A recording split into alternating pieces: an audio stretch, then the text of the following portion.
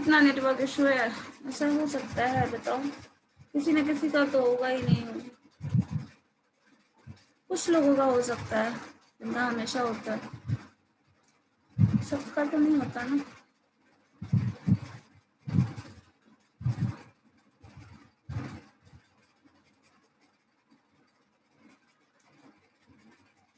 चलो, कोरिलेशन तो खत्म है। कोरिलेशन से कुछ पूछना है किसी को? कुछ भी ऐसा जो नहीं समझ आया कोरिलेशन? मैम मुझे क्वेश्चन पूछना था आपसे। बोलिए, कौन सा क्वेश्चन? मैम उस दिन जो आपने बताया नहीं था कि इसमें से इतना प्लस कर देंगे, 8 + 6 इसमें प्लस कर देंगे और 8 इसमें मतलब जो सही रैंक है उसको मतलब प्लस कर देंगे, उसको उसमें से घटा देंगे। ये वाला क्वेश्चन आपने करवाया था ना? तो मैम वो फॉर्मूले में पुट ही नहीं हो रहा है ना, कैसे उसको? फॉर्मूला में पुट नहीं हो रहा? यस मैम, वही नहीं हो रहा, मतलब उसमें प्रॉब्लम हो रहा है बहुत। फॉर्मूला कौन सा यूज कर रही हो ये बताओ। मैम कोरिलेशन का वही वाला 1/n summation xi minus x bar upon root में 1/n। इस्तेमाल करोगी तो कैसे होगा? उसके अकॉर्डिंग डेटा नहीं दिया हुआ है ना। कोरिलेशन का ये फॉर्मूला इस्तेमाल करिए आप, तब होगा। मैम आपने बोला था कोई भी फॉर्मूला यूज कर सकते हैं ना? कोई भी फॉर्मूला इस्तेमाल कर सकते हैं, लेकिन जो तब इस्तेमाल कर सकते हैं जब आपके पास पूरा डेटा होगा, लेकिन यस। डेटा नहीं दिया हुआ है। यहाँ पे डेटा इस फॉर्म में दिया हुआ है कि आप इस तरह के फॉर्म को ही इस्तेमाल कर पाएंगे। ये फॉर्मूला इस्तेमाल करो, बस अरेंज हो जाएगा।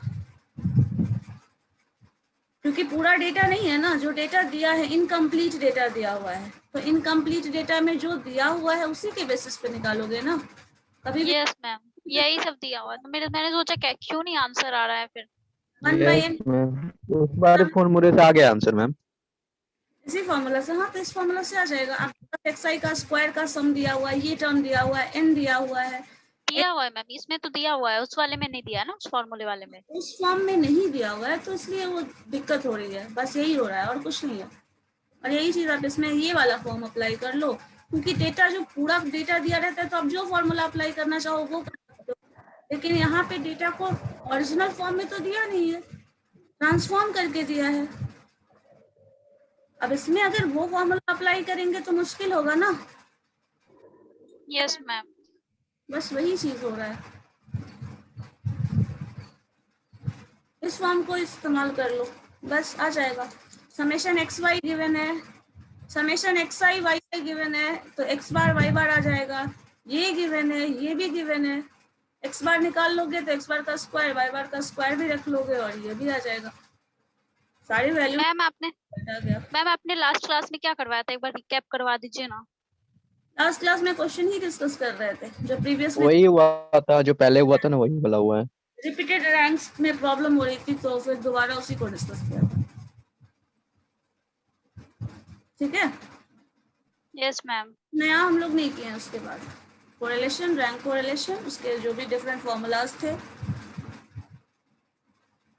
Change of origin and scale हम लोग देख चुके थे, क्या हो रहा है, इफेक्ट नहीं आता है तो वैसे भी हम लोग कर सकते हैं, नहीं तो रैंकिंग के बेसिस पे कर सकते हैं, जैसे भी चाहो आप वो फॉर्मूला इस्तेमाल करके रिजल्ट ला सकते हो। बट हाँ, वहाँ पे वही चीज़ है, जब पूरा का पूरा डेटा गिवन होगा तब आप जो फॉर्मूला अप्लाई करना चाहें कर सकते हैं।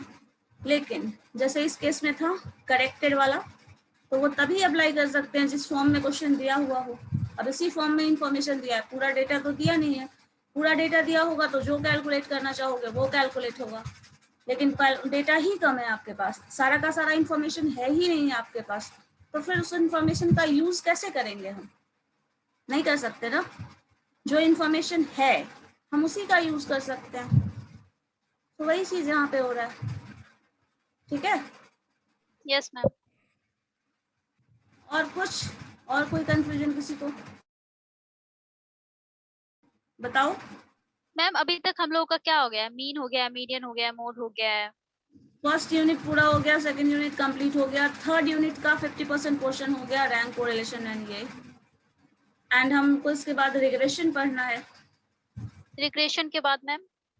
रिग्रेशन के बाद हाइपोथेसिस है, बट हाइपोथेसिस हम लोग पहले नहीं पढ़ना चाहिए, हम लोगों को पहले 4th और 5th पढ़ लेना चाहिए, तब हाइपोथेसिस पढ़ना चाहिए। या फिर चलो हाइपोथेसिस ही देख लेंगे पहले, उसके बाद तो मैम अभी सिलेबस में कितना आएगा? 50% सिलेबस हो चुका है, 50% बाकी है।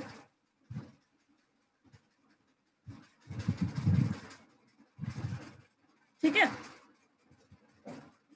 Yes ma'am. क्या है, सब आपस में कोरिलेटेड है। जैसे ये सब पढ़े थे ना डेटा के बेसिस पे, मीन मीडियन मोड सब एक जैसा दिख रहा था।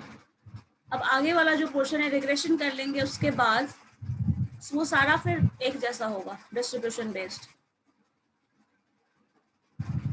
ठीक है, तो यहाँ से आप समझ लो रिग्रेशन के बाद एक मिड लाइन है जो पूरा 50% आपका इधर देता है और 50% इधर आता है। ये 50% जहाँ भी होगा on the basis of data, और वो डेटा आपका इसी तरह टैबुलेटेड फॉर्म में होगा। मीन मीडियन मोड कैलकुलेट करिए, ज्योमेट्रिक मीन, हार्मोनिक मीन अगर है वो, तो देन आपको कोरिलेशन एंड रिग्रेशन। इसके बाद प्रोबेबिलिटी पे बेस्ड क्वेश्चन होगा। प्रोबेबिलिटी समथिंग डिस्ट्रीब्यूशन है जो कि एक नया कॉन्सेप्ट है, वो पढ़ना है। चलो रिग्रेशन देखें फिर, क्या है रिग्रेशन का कॉन्सेप्ट। कोई प्रॉब्लम अगर यहाँ तक नहीं है तो हम रिग्रेशन पे तो बढ़ सकते हैं। Yes ma'am. चलिए ठीक है, रिग्रेशन देखो, रिग्रेशन और कोरिलेशन टर्म को हम लोग कभी कभी साथ में मर्ज भी कर सकते हैं और कभी कभी नहीं भी कर सकते हैं, हालांकि दोनों में रिलेशन है। जैसे देखिए, आप कोरिलेशन में जो इक्वेशन पढ़ते थे y = +b, ठीक है, इस इक्वेशन में हम लोगों ने यहाँ पे x को कहा था इंडिपेंडेंट वेरिएबल और y को कहा था डिपेंडेंट वेरिएबल, यही था ना। आप इंडिपेंडेंट वेरिएबल का वैल्यूज रखते हो, डिपेंडेंट वेरिएबल का कुछ वैल्यू आता है, उन सारे वैल्यूज को एक टैबुलेटेड फॉर्म में लिखा जाता है, फिर कोरिलेशन निकालते हैं। इस तरह का फंक्शन हमारे पास था। अब रिग्रेशन में क्या होता है, रिग्रेशन का कॉन्सेप्ट दो केसेस में राइज होता है। जैसे देखो, रिग्रेशन वर्ड जो आता है इसका लिटरल मीनिंग है stepping back towards the average. Regression की जो शुरुआत हुई थी वो फादर और सन का हाइट जो मेजर हम लोग करते हैं उसके बेसिस पे, जब से इनिशियली जो रिग्रेशन वर्ड आया था, जब इसका कहा जाए सारा डेराइवेशन हुआ था, इस कॉन्सेप्ट का जो मीनिंग समझ में आया था, उस वक्त यही एक स्टडी था फादर और सन के हाइट का। उसमें कहा गया था, जब स्टडी हुआ था तब, कि जो टॉल फादर्स हैं उनका सन का हाइट हमेशा कम होगा, short. Tall father have short sons and short father have tall sons, ऐसा कुछ ऑब्जर्वेशन मिला था। और उस ऑब्जर्वेशन के बेसिस पे इस स्टडी को पूरी तरह डिजाइन किया गया था रिग्रेशन वाले में। अब देखो, यहाँ पे अगर हम कहें तो दो केसेस अराइज होता है। जैसे मान लीजिए फादर का हाइट और सन का हाइट, दो वेरिएबल है हमारे पास। अगर हम इसको यहाँ पे फादर का हाइट रखते हैं सपोज इंडिपेंडेंट वेरिएबल की जगह, तो जो रिजल्ट आ रहा है वो सन का हाइट आ रहा है। या फिर आप इंटरचेंज कर दो, यहाँ पे सन का हाइट रख लो, यहाँ पे फादर का हाइट दे दो। तो कभी भी रिग्रेशन वर्ड जो आता है रिग्रेशन में, यहाँ पे कोरिलेशन में आपको कोई एक इंडिपेंडेंट और डिपेंडेंट वेरिएबल दिया हुआ है, आप बस इन दोनों में रिलेशन बताते हैं, क्या रिलेशन है एक्स और वाई में। रिग्रेशन क्या होता है, रिग्रेशन में दो कॉम्बिनेशन बनाते हैं। एक बार इंडिपेंडेंट वेरिएबल को हम डिपेंडेंट वेरिएबल की जगह रख दें और डिपेंडेंट वेरिएबल को इंडिपेंडेंट वेरिएबल बना दें। जैसे मान लो y = ax + b, ऐसे रख लें अगर हम ax + b। x में अगर हम यहाँ पे फादर का हाइट डाल रहे हैं तो जो रिजल्टेंट आ रहा है वो सन का हाइट आ रहा है, सपोज ऐसा है। दूसरे केस में कर रहे हैं, यहाँ पे फादर का हाइट न डालकर हम यहाँ पे सन का हाइट डाल रहे हैं, जो भी हाइट हो, जो एक्चुअल स्टडी था उसमें। तो इसके बेसिस पे जो रिजल्ट आएगा वो फादर का हाइट आ रहा है। अब हो क्या रहा है, कोरिलेशन में हम लोगों ने देखा था एक हमारे पास ऐसा स्ट्रेट लाइन आता था, इस तरह का लाइन, इस तरह का लाइन, कुछ भी एक लाइन आता था, क्योंकि एक्स और वाई का रिलेशन था और वो लीनियर रिलेशन है। तो रिलेशन अगर परफेक्ट पॉजिटिव होता था तो इस तरह का कोरिलेशन आता था। दूसरे केस में परफेक्ट नेगेटिव होता था तो हमारे पास रिलेशन कुछ इस तरह का ग्राफ बनता था। सिर्फ एक ही लाइन बनता था रिग्रेशन लाइन, सॉरी कोरिलेशन का लाइन। जब गुड मॉर्निंग मैम। हाँ बोले। Good morning ma'am. Good morning. Ma'am क्या बता रही हैं? रिग्रेशन। Okay ma'am. तो कोरिलेशन में सिर्फ एक स्ट्रेट लाइन आता था, रिग्रेशन में दो लाइन हमारे पास होंगे। रिग्रेशन का कभी भी जब कैलकुलेट करोगे तो दो लाइन आता है। एक बार होता है y ऑन x और दूसरी बार होता है x ऑन y। जब y ऑन x करेंगे तो एक को देखो मैंने क्या कहा, एक को इंडिपेंडेंट वेरिएबल कंसिडर कर लिए तो दूसरा डिपेंडेंट वेरिएबल हो गया। और अगर इसको डिपेंडेंट वेरिएबल जैसे यहाँ पे फादर का हाइट रखे, इसके बेसिस पे एक इक्वेशन मिलेगा। उस इक्वेशन से जो लाइन ड्रॉ करोगे वो हो जाएगा y बेस्ड है x पे, x का वैल्यू आप पुट कर रहे हो, y का रिजल्ट आ रहा है, तो जो लाइन बन रहा है स्ट्रेट लाइन वो y on x, y is dependent on x। ठीक है, तो एक स्ट्रेट लाइन ऐसा बनेगा। दूसरा लाइन क्या हो जाएगा, x ऑन y, मतलब आप ऐसे कर लो, x को यहां ले लो और यहाँ पे ay कर लो प्लस b कर लो। अब यहाँ पे क्या हो गया, इंडिपेंडेंट वेरिएबल जो हो गया वो y हो गया और डिपेंडेंट वेरिएबल जो हो गया वो x हो गया। अब रिग्रेशन लाइन के हिसाब से देखें तो ये लाइन कैसे बन रहा है, x is dependent on y। तो यहाँ पे जब रिग्रेशन स्टडी करते हैं तो कोरिलेशन में हम लोग सिंपली एक इक्वेशन पढ़ते हैं, एक के बेसिस पे सारा रिलेशन डिफाइन कर देते हैं और रिजल्ट जो भी आता है वो कैसा रिलेशन है, पॉजिटिव रिलेशन है या नेगेटिव रिलेशन है, बस इतना जानना होता है।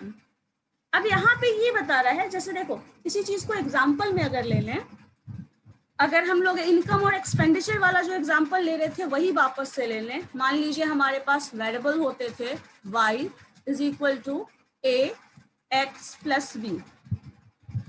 यहाँ पे x को हम क्या मानते थे, इनकम था हमारे पास, इनकम और y एक्सपेंडिचर। इनकम ये है और y डिपेंडेंट है एक्सपेंडिचर पे। ठीक है, अगर हम चाहें तो क्या ऐसे नहीं लिख सकते हैं, x is equal to a y plus b, मान लो ऐसे लिख रहे हैं। क्यों कर रहे हैं, और यहाँ पे y को हम एक्सपेंडिचर यही ले लो, x और y जो वेरिएबल था ये वही। मैम b को क्या लेंगे? b is some constant initial कुछ भी कांस्टेंट। आना शुरू। मैम हम ये क्यों लेंगे? कितनी बार ये एग्जांपल दे चुके हैं बताओ। जब हम एक्सपेंडिचर कर रहे हैं, मान लो इनकम, ये जो इनकम है वो हमारा मंथली इनकम है। मंथली इनकम हमारा जो भी रहेगा, क्या उससे पहले हमारे पास कुछ पैसा हो सकता है या नहीं? नहीं, उससे पहले नहीं होगा। क्यों नहीं होगा, आप जॉब अभी नहीं कर रहे हैं, आपका कोई मंथली इनकम नहीं है, लेकिन आपके पास एग्जिस्टिंग वेल्थ है या नहीं? है, कुछ तो है। हाँ। सकता है नहीं भी हो तो b का वैल्यू 0 हो जाएगा। कुछ हो सकता है, कभी हो सकता है कुछ नेगेटिव ही हो, सारा का सारा हम लोग लोन लेके ही बैठे हों, हो सकता है ना। Yes ma'am. ये भी वैल्यू हो सकता है जो कि पॉजिटिव, नेगेटिव, 0 कुछ भी हो सकता है, कोई भी वैल्यू। सपोज, क्योंकि ये तो श्योर है कि जब आपका कुछ भी एवरेज इनकम है तो कुछ या तो एग्जिस्टिंग वेल्थ हो सकता है, नहीं भी हो सकता है, या फिर नेगेटिव भी कुछ हो सकता है। एग्जिस्टिंग वेल्थ हो सकता है, कुछ हो, कुछ पॉजिटिव वेल्थ हो, कुछ नेगेटिव हो या फिर 0 हो। तो अगर 0 होगा तो simply y is equal to ax लिख देंगे। मतलब अगर y is equal to ax है, that means expenditure is totally dependent on this variable. लेकिन बहुत सारा ऐसा केसेस आपको दिखता होगा, जैसे अभी आपका ही इसकी बात कर लें, आपका एग्जिस्टिंग इनकम नहीं है कुछ, बट एक्सपेंडिचर तो है। तो ये एक्सपेंडिचर इस इनकम से तो नहीं आ रहा, कहाँ से आ रहा है, जो एग्जिस्टिंग वेल्थ होगा, है ना। इसलिए ये रखते हैं। नहीं भी अगर मान लो इनकेस बहुत बार ऐसा हो सकता है, this the value of this b is equal to 0, तो नहीं है वो, कोई दिक्कत तो नहीं। y equal to ax। y is equal to ax, totally dependent on that income, existing wealth है ही नहीं। जैसे होता है लोगों के साथ बहुत सारा, जो मान लो जो रिक्शा चला रहे हैं, इनकम नहीं हुआ आज, तो आज हो सकता है उनको खाना भी ना मिले, डायरेक्टली ये केस हो सकता है। सिर्फ इस इनकम पे ही उनका वैल्यू डिपेंडेंट है। एग्जिस्टिंग वेल्थ कुछ भी नहीं है, उसके पास कुछ भी नहीं है, ये सारा का सारा वैल्यू जीरो है। हो सकता है ना ऐसा, ऐसा होता है बहुत सारे केसेस में जिनके पास अब आ रही है।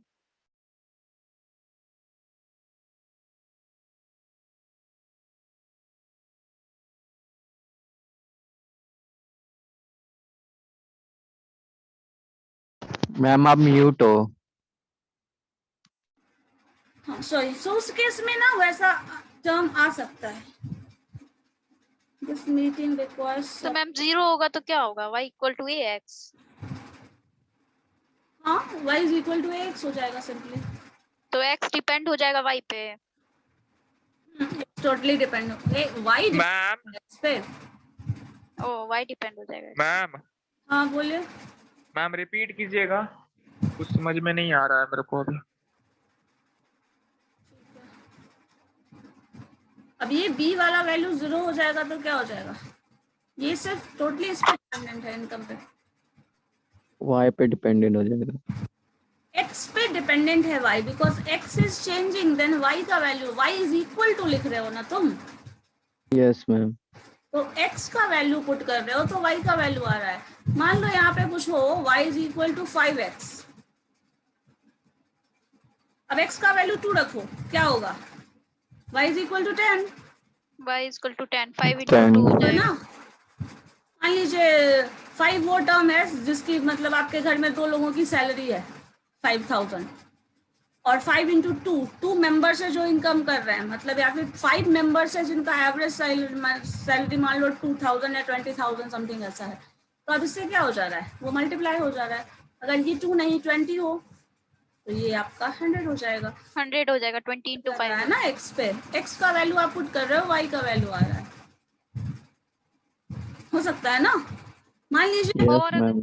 और अगर x की वैल्यू दी हो तो x का वैल्यू, मतलब x मतलब कि जैसे ये उल्टा हो जाए, जैसे y इक्वल टू 5x है ना, हाँ तो अगर ऐसे हो जाए x इक्वल टू मतलब 5y, 5y।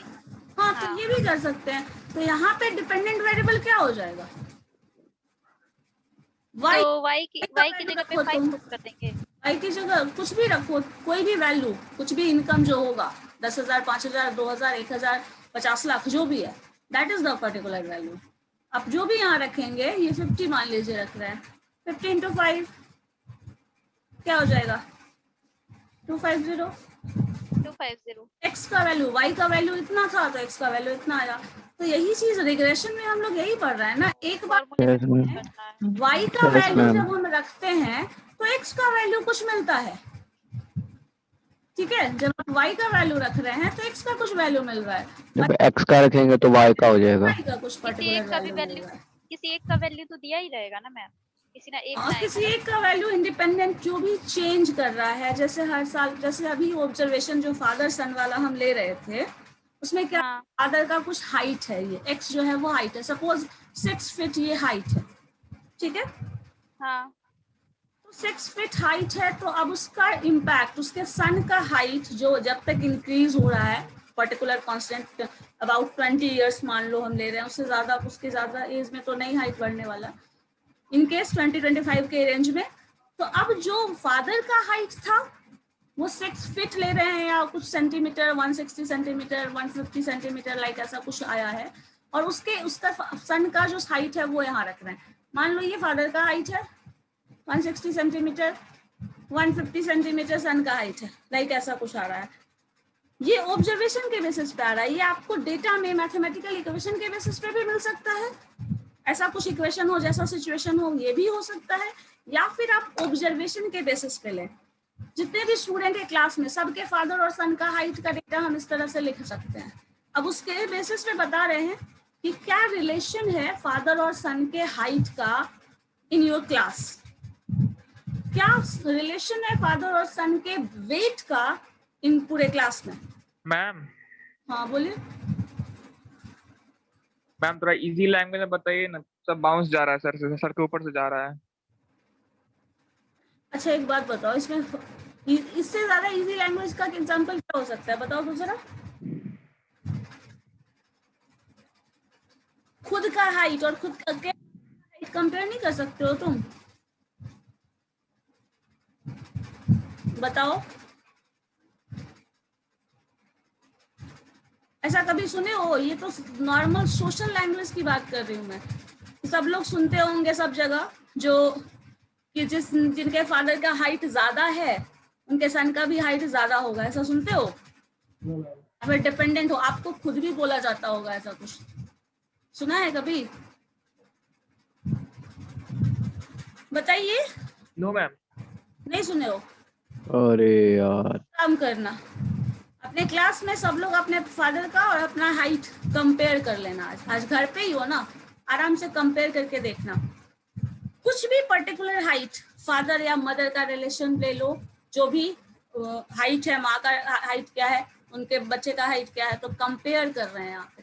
जहाँ मैम जैसे गर्ल्स एंड बॉयज का हाइट हो गया, गर्ल्स बॉयज का मैम, हाइट आप जो भी है, जहाँ आप कंपैरिजन कर रहे हैं उसकी बात कर रहे हैं। एक पे दूसरा डिपेंडेंट है या नहीं। जैसे मान लीजिए कोई भी, जहाँ रिलेशन, को रिलेशन वर्ड कहाँ आता है? जहाँ रिलेशन फाइंड कर रहे हैं आप, इनकम दो वेरिएबल डिपेंड कर रहा है, एक्सपेंडिचर पे इनकम डिपेंड कर रहा है। दो ही ऑप्शन है, या तो आपको इनकम ज्यादा है तो एक्सपेंडिचर बढ़ाओगे, या तो एक्सपेंडिचर बहुत ज्यादा है आपके घर का तो अकॉर्डिंगली आप इनकम बढ़ाने वाले हो।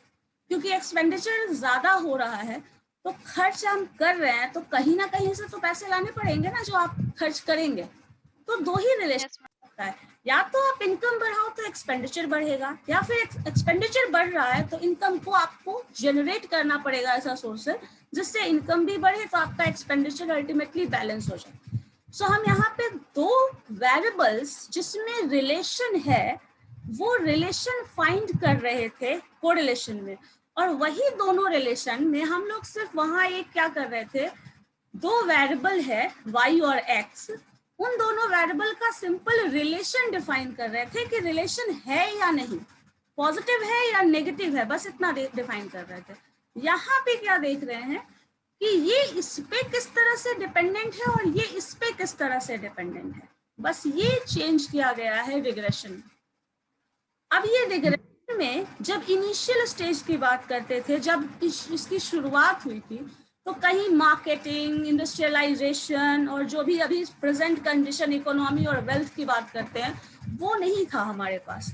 तो रिलेशन फाइंड करने के लिए मैक्सिमम जो हमारे लाइफ में इन्वेंशंस हुए हैं जितने भी, और जो भी स्टडी, जो भी थ्योरी डेवलप हुआ है, वो सारा का सारा कहीं ना कहीं बायोलॉजिकल कॉन्सेप्ट से आया है। इसी के बेसिस पे जहां आप रिलेशन, आपको पता है रिलेशन एग्जिस्ट कर रहा है या नहीं कर रहा है, ये सिचुएशन भी आपको राइज करना पड़ेगा, मतलब माइंड में कहीं ना कहीं सेट करना पड़ेगा कि रिलेशन मिले कहीं ना कहीं। तो यहाँ पे जेनेटिक रिलेशन मिल जाता है कि अगर हम स्टडी करें फादर और सन के हाइट का रिलेशन, उनका वेट का रिलेशन, उनके नेचर का रिलेशन, कुछ भी, तो वो रिलेशन कहीं ना कहीं नेचर में पूरे all over the world exist कर रहा है। और आप अगर उस रिलेशन को स्टडी कर रहे हैं तो वही रिलेशन, उसी तरह का रिलेशन कहीं और सिचुएशन में वो डेवलप किया जा सकता है। तो ये जो रिलेशन हम लोग फादर और सन की बात कर रहे हैं वो एक नेचुरल एग्जिस्टेंट है, जो कि मान लीजिए कहीं ना कहीं जेनेटिकली डिपेंड कर रहा है एक दूसरे पे। और वो डिपेंड कर रहा है तो कितना डिपेंड कर रहा है, कैसे डिपेंड कर रहा है, वो स्टडी डेवलप करने के लिए ही ये चीज दिया गया है। और जितना क्वेश्चंस पड़े होंगे। हाँ मैम, आप क्वेश्चन क्या पूछी थी? जब फादर का हाइट एज बढ़ रहा है तो फिर सन का क्या होगा मैम? एज बढ़ रहा है, एज का बात नहीं कर रहे हैं, हाइट की बात कर रहे हैं। फादर का हाइट मान लो 6 फीट है, यस मैम। सन का हाइट कितना है वो मेजर कर रहे हैं, मान लो 5'6" है फीट में।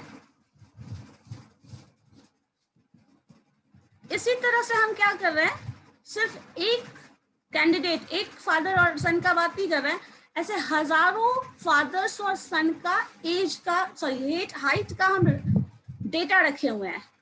ये एक डेटा पर्टिकुलर घर का है, दूसरे डेटा एक पर्टिकुलर फादर और सन का, एक फादर के बहुत सारे सन भी हो सकते हैं।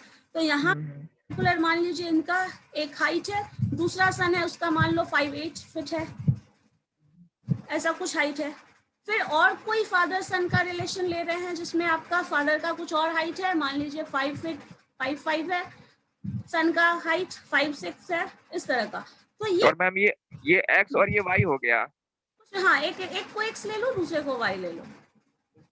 इस तरह से हमारे पास पूरा ये जो कहा गया ना, जो ऑब्जर्वेशन लिया गया है वो पहले से हमारे पास ऑब्जर्वेशन है, मतलब बहुत सारा फादर और सन का आपको पता है, हाउस होल्ड है, हर घर में मिल जाएगा ये डेटा।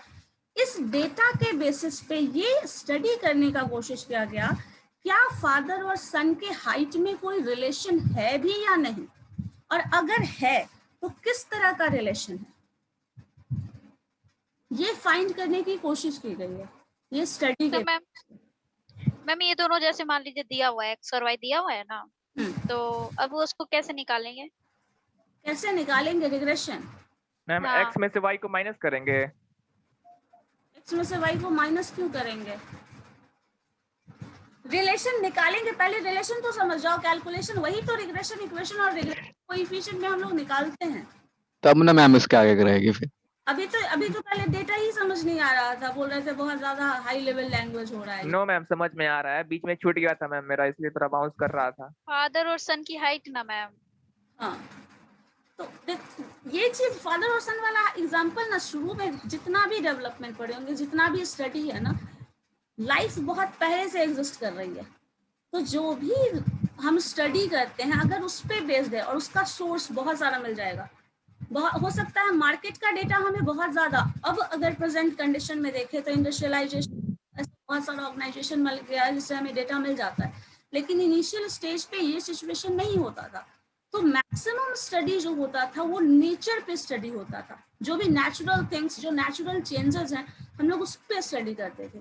तो उसके अकॉर्डिंग इस डेटा को लिया गया था और उसी से पता लगाया था, जो स्टैटिस्टिकली जो प्रूवन है, जो स्टडी बताता है वो ये बताता है, जो हम लोग, हमारा जो कंसेप्शन है वो क्या रहता है कि long father have long, tall father have tall sons, ऐसा कुछ कॉन्सेप्ट है ना सोसाइटी या मैम लैंग्वेज में देखना, मैम जिनके फादर का हाइट कम है उनके हाइट कम होगी, ऐसा कुछ ये जनरल टेंडेंसी माना जाता है, बट ऐसा एक्चुअल में होता नहीं है। यहाँ पे जो है रिग्रेशन का जो स्टडी बताता है वो बताता है reverse order, tall father have short sons and short father have tall sons, stepping back towards that, उल्टा है मैम। बैक जाता है, हाँ ये बताया जाता है, और ऐसा बहुत सारे केसेस में आपको दिख भी सकता है। लेकिन जो जनरल, और वो चीज बहुत सारे फैक्टर्स पे डिपेंड करता है, इसलिए उस चीज को बहुत ज्यादा आप क्लियरली नहीं विजिबल, वो नहीं है, बहुत ज्यादा क्लियरली विजिबल है नहीं, लेकिन क्योंकि वो बहुत सारे फैक्टर्स पे डिपेंड करता है, एनवायरमेंटल कंडीशन पे डिपेंड करता है, जेनेटिक जो आप ये स्टडी करने की, ये सिर्फ उस बेस के बेसिस नहीं है, बहुत सारे फैक्टर्स पे डिपेंड करता है। बट जो रिजल्ट है, हम लोग सिर्फ इस रिजल्ट को एनालाइज कर रहे हैं। ये जो रिजल्ट हमारे पास आया है, जो ऑब्जर्वेशन है, 100 फादर सन का डेटा ले लो, 1000, इस तरह से, जैसे कोरोना केसेस में क्या करते हैं, दवा देने का, जो वैक्सीन देने की जो प्रोसेस जो शुरू हुआ था, पहले 1-2 लोगों को देख के, 10 लोगों को देख के देखा गया, फिर 100 लोगों को, फिर 1000 लोगों को, तो इस तरह से क्या हुआ, उसी चीज को फिर बाद में देखा गया कि उसका इम्पैक्ट बहुत ज्यादा बैड नहीं हो रहा है, तो सब पे अप्लाई करके देखा गया। Yes ma'am. ये इनिशियल स्टेज में 2, 4, 10, 100, 1000 इस तरह का लिया गया, 1000 total 1000 father and son data लिया गया। ये हम लोगों को पहले से दिया रहेगा ना, एक्स हाँ, और वाई डेटा दिया रहेगा, जैसे कोरिलेशन में डेटा दिया रहता है ना, वैसे ही इसमें भी डेटा। अब उसके बेसिस पे आपको बताना है कि रिग्रेशन जो हम कैलकुलेट कर रहे हैं वो कैसे आएगा। अब देखो यहाँ पे जो y और x 2 वेरिएबल है, अब यहाँ ये क्लियर है, तो इससे आगे बढ़े थोड़ा। Yes ma'am. तो इसमें आप जो इस टर्म को पढ़ रहे हो, यहाँ पे आपके पास एक इक्वेशन था, कोरिलेशन में भी जो था, y = ax + b, ठीक है। यहाँ पे एक इंडिपेंडेंट वेरिएबल आप ले रहे थे, जैसे मान लो फादर के सन पे डिपेंड कर रहा है सन का हाइट, फादर के हाइट पे डिपेंड कर रहा है सन का हाइट, तो ये जो है वो फादर का हाइट है, ठीक है, और ये आप ले रहे हो सन का हाइट, रिजल्ट आ रहा है, ठीक है, क्योंकि फादर के हाइट पे हम मान रहे हैं कि सन का हाइट डिपेंड कर रहा है। इसी तरह दूसरे केस में जस्ट इसका रिवर्स केस कर लो, a x is equal to a y plus b. दूसरा कॉन्सेप्ट ले लेते हैं कि सन के हाइट पे फादर का हाइट डिपेंड कर रहा है। दोनों केस में हम कोरिलेशन दोनों केस में निकाल सकते हैं, क्योंकि ये कभी इस पे डिपेंड कर सकता है, ये इस पे डिपेंड कर सकता है, जो भी है। इंडिपेंडेंट और डिपेंडेंट वेरिएबल आप अपनी मर्जी से चूज कर सकते हैं। आप इसको इंडिपेंडेंट मान लें, आप इसको डिपेंडेंट मान लें, इसको डिपेंडेंट मान लें या इसको इंडिपेंडेंट मान लें, दोनों केस में तो x की जगह पे 6 रख देंगे। हाँ, अब देखो इसी चीज में अगर हम लोग अभी जस्ट एक एग्जांपल जो हम लोग लिए थे, y इज इक्वल टू, एक ही वैल्यू हम रख रहे हैं। देखो y is equal to ax plus b, 5x कर रहे थे, चलो 5x प्लस बी कर देते हैं, ठीक है। b का वैल्यू चलिए 0 ही ले लेंगे। y is equal to 5x plus b. अब x का वैल्यू हम लोगों ने 2 रखा, ठीक है। जब x का वैल्यू 2 यस मैम, हो जाएगा, y का वैल्यू 10 आ गया। 10 आ गया। अब आप यहाँ डेटा में क्या लिखोगे, ये 2 रखोगे, ये 10 रखोगे, 10 रखेंगे। कर दो इसी रिलेशन को, यहाँ पे हम 10 यहाँ क्या कर देते हैं, x इज इक्वल टू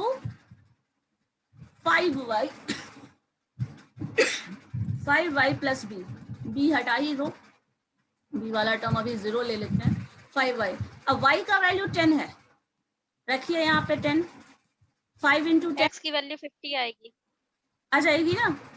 या फिर आप x हाँ। का वैल्यू 2, जो x का वैल्यू यहाँ था वही रख लो यहाँ 2, तो y का वैल्यू मिल जाएगा।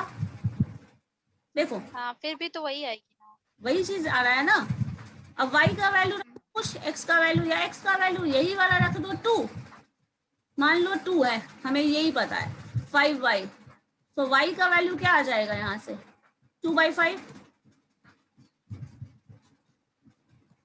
तो फादर और सन, हाँ। मतलब ये ले ले, फादर और सन का रिलेशन जब x 2 था तो ये आ रहा था y 10, ठीक है, और y का वैल्यू यहाँ ये आ रहा था, अब यहाँ पे ये आ जा रहा है। तो जैसे रिवर्स केस हो सकता है ना, ये इससे इतना ज्यादा है तो ये इससे इतना कम है, हो सकता है ना, दोनों केस आप देख सकते हैं, ये इससे इतना ज्यादा है, ये इससे इतना कम है, आप दोनों चीज समझ सकते हो। जैसे ये वो वाली बात हो गई कि ग्लास में आधा पानी भरा हुआ है, आधा खाली है, तो किसी को दिखता है आधा खाली है, किसी को दिख रहा है आधा भरा हुआ है। अब आपको इंटरप्रेट करना है, आप जैसे इंटरप्रेट करना चाहें। तो यहाँ पे अगर इक्वेशन, चूंकि मैथमेटिकली ये वैल्यू x और y का डिफरेंट होता है, तो अगर इसको हम ग्राफ पे दिखाएंगे तो x का इक्वेशन कुछ और आएगा, y का इक्वेशन कुछ और आएगा। तो यहाँ पे 2 लाइन मिलेगा और उन दोनों लाइन को हम रिग्रेशन लाइन बोलते हैं, क्योंकि कोरिलेशन में भी आपके पास याद था, डेटा मिलता था इस तरह का कोरिलेशन, x का कुछ वैल्यू रखते थे तो y का कुछ वैल्यू आता था या नहीं, बताओ। आता था मैम। आता था। इसी तरह y का वैल्यू अब रखेंगे तो x का वैल्यू इस तरह, x का वैल्यू y का वैल्यू रखते चले जाओ, रिजल्ट कुछ ना कुछ। तो यहाँ पे एक ही लाइन आता था, क्योंकि आप एक ही इंडिपेंडेंट वेरिएबल लेते थे और एक डिपेंडेंट वेरिएबल लेते थे। यहाँ पे x ये वाला भी केस ले रहे हैं और ये वाला भी केस ले रहे हैं, तो 2 लाइन बनेगा या नहीं? बनेगा, बन जाएगा ना। तो यहाँ पे वो जो 2 लाइन होता है उसको हम रिग्रेशन लाइंस बोलते हैं। कोरिलेशन का ग्राफ सिंपल एक टर्म, सिंगल एक लाइन होता है, रिग्रेशन के ग्राफ में 2 लाइन होता है। देख लो, कुछ हिस्ट्री पढ़ लो 1 मिनट, तब लैंग्वेज वाला पोर्शन में भी थोड़ा ज्यादा समझ आ जाए। देखो regression, regression means stepping back towards the average. आप क्या कर रहे हैं, जो एवरेज है जो डिफाइन कर रहे हैं उससे कहीं ना कहीं आप एक स्टेप बैक जा रहे हैं। रिग्रेशन वर्ड का मतलब होता है stepping back towards the average. Stepping back means back, you are going back towards the average. Average कहीं मिड में पड़ा हुआ है, आप बैक जाके उस एवरेज को कंसिडर कर रहे हो, कैच करने की कोशिश कर रहे हो।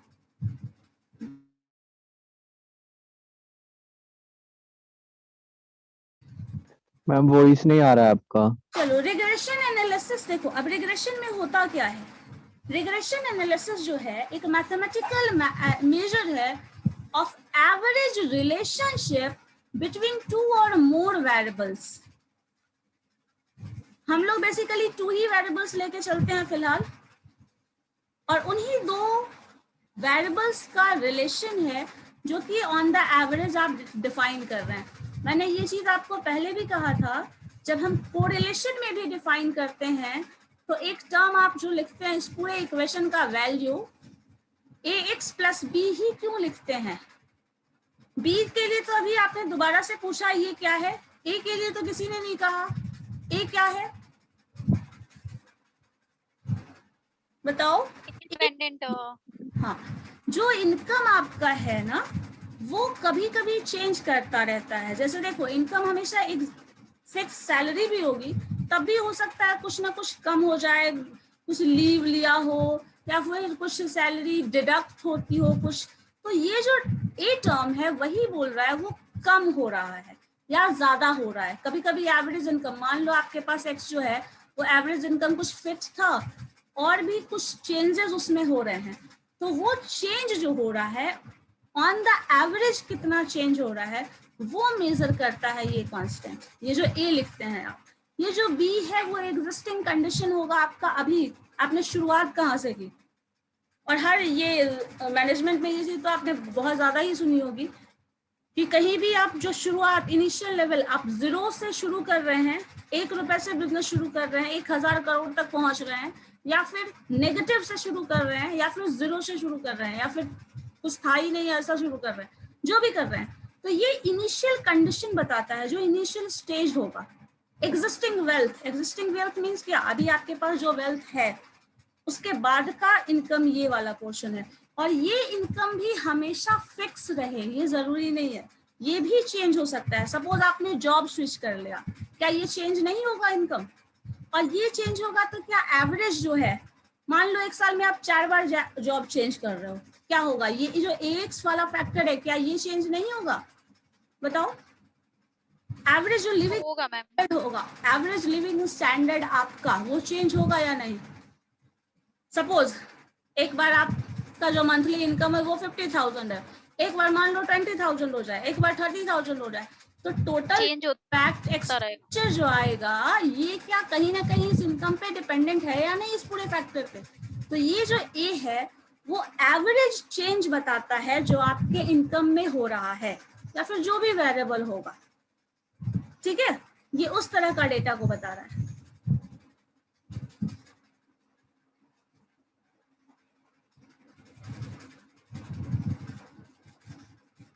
सो टर्म क्या है? रिग्रेशन जो है, regression is a mathematical regression analysis. और रिग्रेशन से जो हम एनालाइज करने की कोशिश कर रहे हैं, वर्ड एनालिसिस का मतलब यही हुआ, what we are analysing here.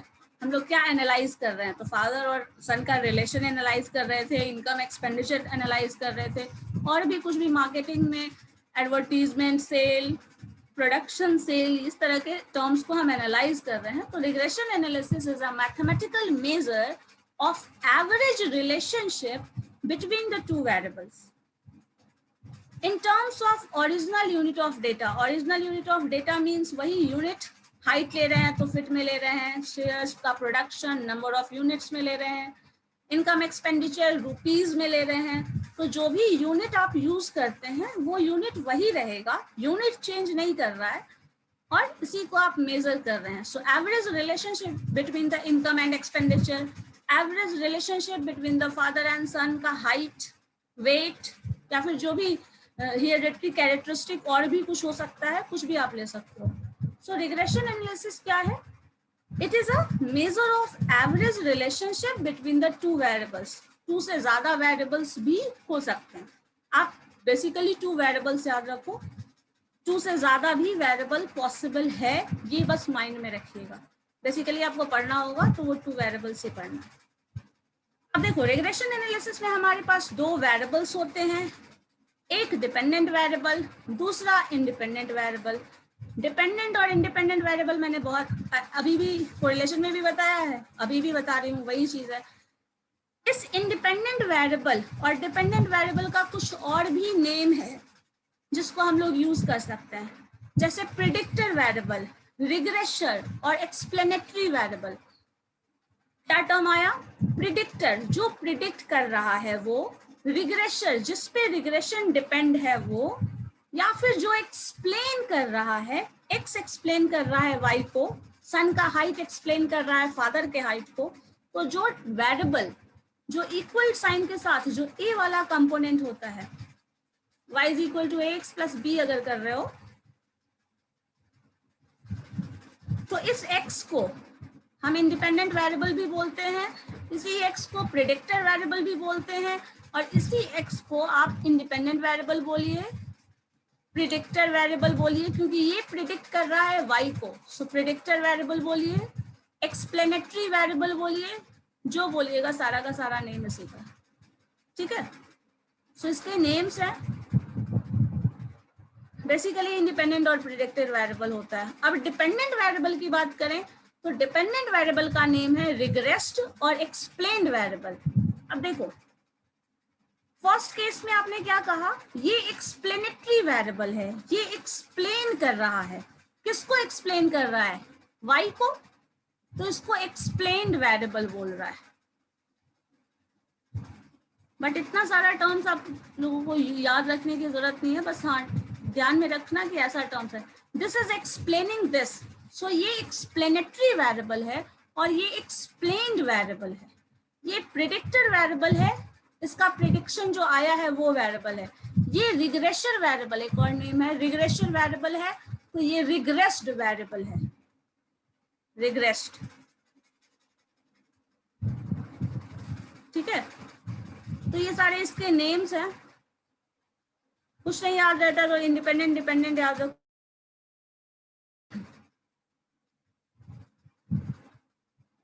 सो ये आपका रिग्रेशन में प्रिडिक्शन और ये टर्म क्या है वो डिफाइन करता है। अब line of regression, line of regression मैंने यहाँ पे कहा था, लाइन जो भी बनेगा आइदर लीनियर बन सकता है या कर्वीलीनियर बनेगा, जो भी लाइन बनने वाला है। यहाँ पे लाइंस में ये याद रखना है, दो लाइंस बनने वाले हैं हमेशा। बेस्ट फिट का कॉन्सेप्ट हम लोग बाद में देखते हैं क्या है, बस इतना भी ध्यान में रखो, दो लाइंस बनने वाले हैं। दो लाइन कब बनेगा, जब आप x को x कंसिडर कर रहे हो, फादर हाइट ये y ऑन x और x ऑन y वाला ध्यान में रखना, y is equal to ax plus b है, तब एक लाइन बनेगा। आप x का वैल्यू डालते चले जाओ, 1000 लोगों का, 10 लोगों का, जिसका भी डालना है वो, और दूसरे केस में x is equal to ay plus b कर लो।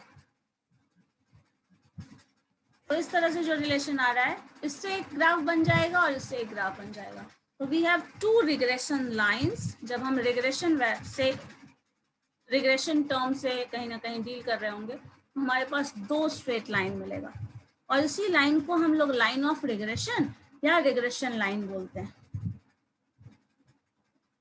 इतने टर्म में बताओ कहीं कोई कंफ्यूजन है तो बोलो, बताइए जल्दी से। कोई भी टर्म नहीं समझ आ रहा है तो बताओ।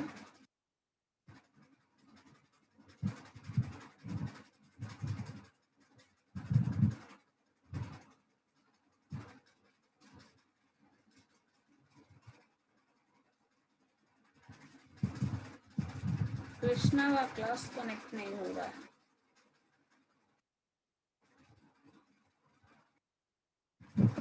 आप लोगों को लिंक से ज्वाइन करने में कोई प्रॉब्लम हो रही थी? No ma'am. No ma'am. Message दिया है कि रिक्वायर्स ऑथेंटिकेशन। वो होगा उसका ईमेल मैम, उसमें लॉगिन नहीं होता होगा सीमेज में, उसमें जूम में नहीं होता होगा तो तब से कैसे कर रहे थे? ये तो बहुत दिन से हो रहा है सीमेज वाला केस ना। मैम। यस मैम, बीच में होने लगा ना, जिनका पहले से नहीं हुआ था तो कुछ प्रॉब्लम हो रहा है। बीच में हो रहा था। चलो ठीक है, बताओ मुझे इसमें कोई प्रॉब्लम है? मैम ग्राफ दोनों का स्ट्रेट बनेगा?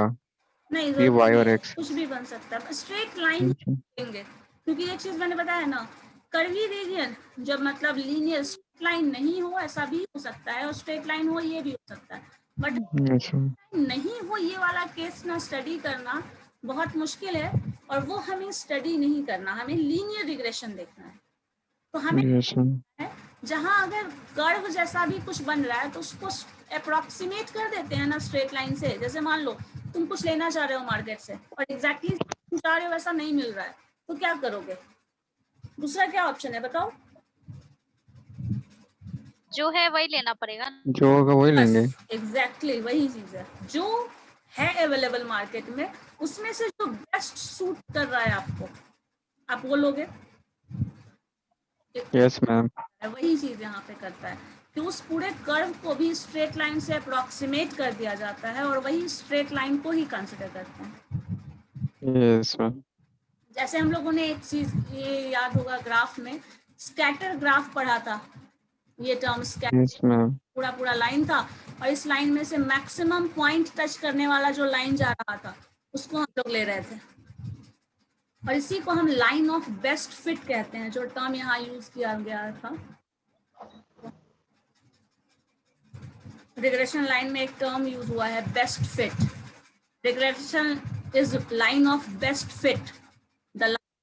बेस्ट फिट मैम समझ नहीं आया। हाँ वही बता रहे हैं, रुको ना, वही उसी चीज को एक्सप्लेन कर रहे हैं। जो ग्राफ में है ना, इतने सारे डॉट्स हैं। Yes ma'am. ये सारा मान लीजिए मार्केट में आप कुछ लेने जाते हैं, सारा डॉट्स इतने तरह का वैरायटी दिख रहा है। अब इसमें से क्या लोगे?